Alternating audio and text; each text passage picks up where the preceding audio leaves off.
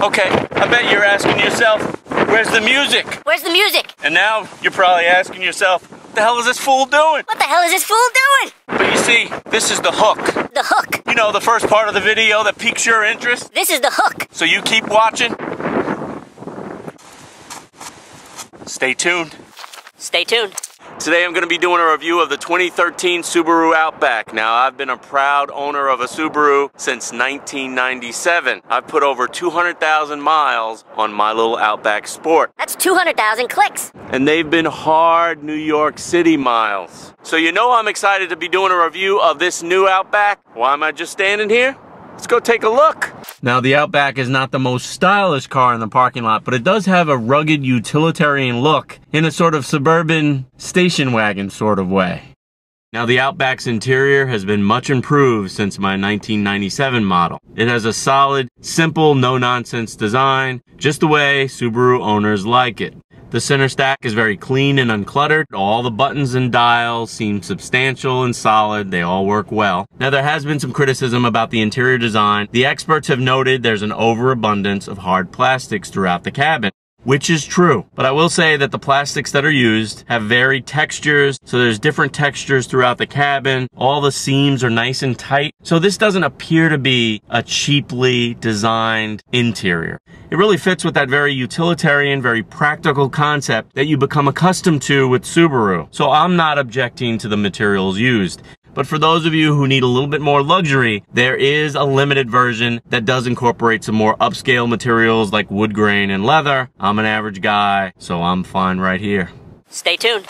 Now, I've been on a long road trip in this vehicle, and I can say that the front seat, the driver's position, is very comfortable. And there's lots of play in the front, lots of give back and forth. So your taller driver, or passenger for that matter, will be very comfortable in this vehicle. Now, the back seat is also very comfy. I'm an average guy, about 5'9", and there's lots of leg, shoulder, and headroom to be found back there. And also, the back seats are on a 60-40 split. They recline individually for more customized comfort. I was always amazed at how much stuff I could load into my little Outback Sport. And this larger Outback model, well, it's pretty impressive too. There's 34.3 cubic feet of space back here in the trunk area. There's a nice security cover and a cargo mat too. Now, if you fold the back seats down, that number jumps to an impressive 71.3 cubic feet of space. And that's cargo space that's more than competitive in the mid-size crossover SUV segment. Now, there are two available engine types for the Outback. The base being a 2.5-liter four-cylinder boxer engine, and the prime is a 3.6 boxer that I'm testing here. Now, this engine delivers 256 horsepower and 247 foot-pounds of torque, goes 0 to 60 in just a shade over 7 seconds, and delivers 18 city, 25 highway MPG. Pretty impressive for an all-wheel drive vehicle.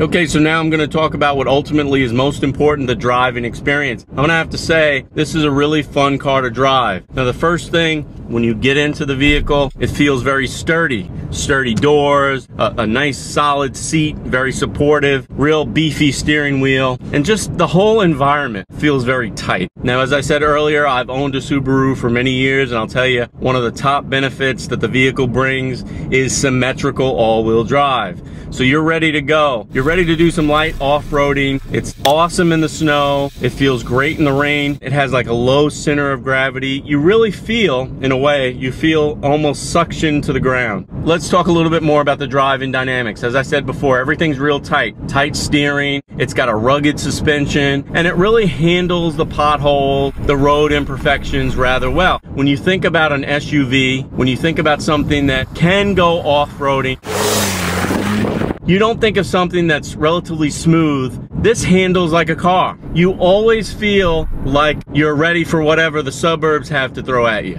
you know, in this car. Shuttle kids to the mall, to soccer games. You want to go antiquing, you definitely have the space. You have 3,000-pound towing capacity. Again, all-wheel drive is such a joy. It's such a benefit. I'm gonna have to give it a thumbs up.